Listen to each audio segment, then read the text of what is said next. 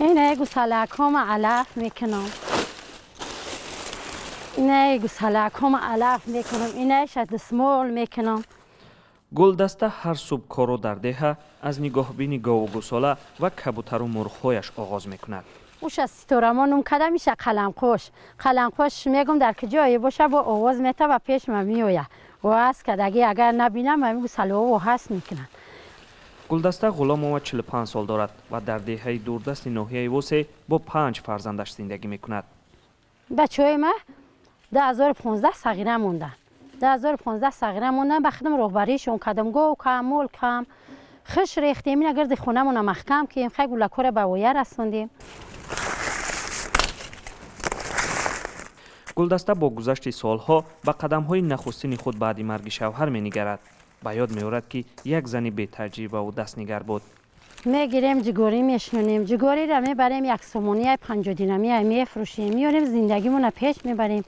گو گوساله خیلی نگاه میکنیم، قشلاق ده قشلاقمون محقوله. بعد هوای قشلاق توزه دوغ میکنیم، شیر داریم، شیر میفروشیم، دوغ میفروشیم، قرو داریم.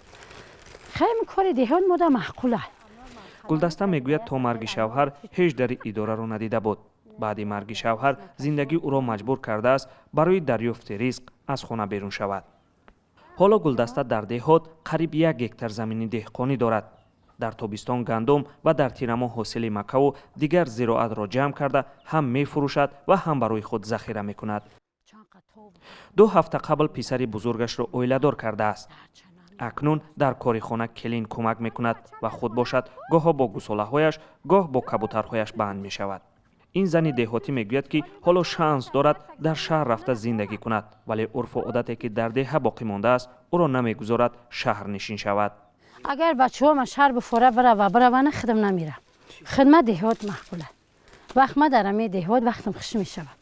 در شهر میرم بازاری میکنم یک شهر نمیفوره. تیز به همه چیما برمیگردم. بچه به محقوله بره و خدم دنی. خدم ده همه قشلاق محقوله. درآمد ماهانه گلدسته از حساب دهقانی در ماه تا 2500 سومانی بوده است. میگوید به زندگیش بسنده است.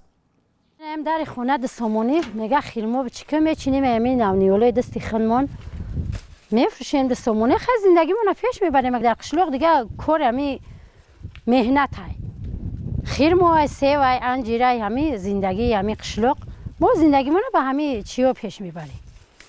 میگیریم میفروشیم میگیریم همین در خونه میبرن.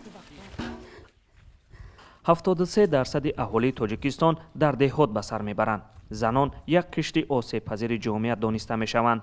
برخی زنها برای زندگی شایسته راه شهر را پیش گیرند. بسیاری از زنها مثل قهرمان ما به روستا ترجیح میدهند.